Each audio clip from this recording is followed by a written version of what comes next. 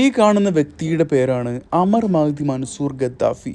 നമ്മളൊക്കെ സാധാരണ പറയാറില്ലേ, നമുക്ക് വിധിച്ചതാണെങ്കിൽ അല്ലെങ്കിൽ നമുക്കുള്ളതാണെങ്കിൽ നമ്മുടേതാണെങ്കിൽ അത് ആരൊക്കെ തന്നെ എങ്ങനെയൊക്കെ മുടക്കാൻ ശ്രമിച്ചാലും അത് നമ്മളിലേക്ക് തന്നെ വരുമെന്ന്.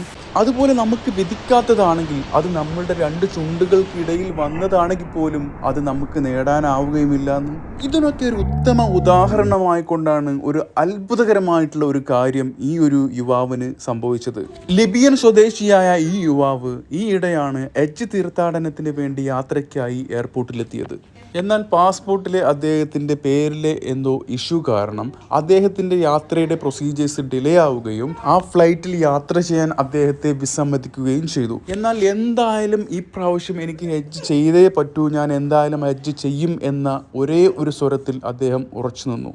പിന്നീട് നടന്ന കാര്യങ്ങളാണ് അത്ഭുതകരമായിട്ടുള്ള കാര്യങ്ങൾ.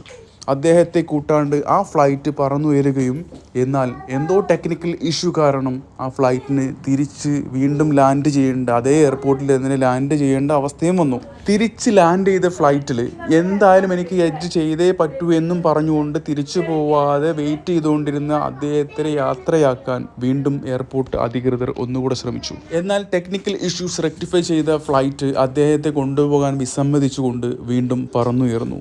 അത്ഭുതകരമെന്ന് പറയട്ടെ, പറന്നുയർന്ന ഫ്ലൈറ്റ് വീണ്ടും ടെക്നിക്കൽ ഇഷ്യൂസ് കാരണം അതേ എയർപോർട്ടിലേക്ക് തിരിച്ച് ലാൻഡ് ചെയ്യേണ്ടി വന്നു.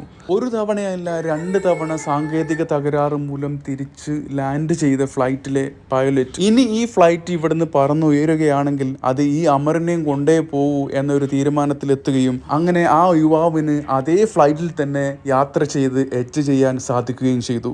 വളരെ വ്യക്തമായ ഒരു സന്ദേശമാണ് ഈ ഒരു കൊച്ചു സ്റ്റോറിയിലൂടെ നമുക്ക് മനസ്സിലാക്കാൻ പറ്റുന്നത്. നമ്മുടെ ഉദ്ദേശം നല്ലതാണെങ്കിൽ, നമ്മൾ ഒരു കാര്യത്തിന് ആത്മാർത്ഥമായിട്ട് ആഗ്രഹിക്കുന്നുണ്ടെങ്കിൽ, ശ്രമിക്കുന്നുണ്ടെങ്കിൽ, അത് ആര് തന്നെ മുടക്കാൻ ശ്രമിച്ചാലും അത് നമ്മളിലേക്ക് തന്നെ എത്തിച്ചേരും.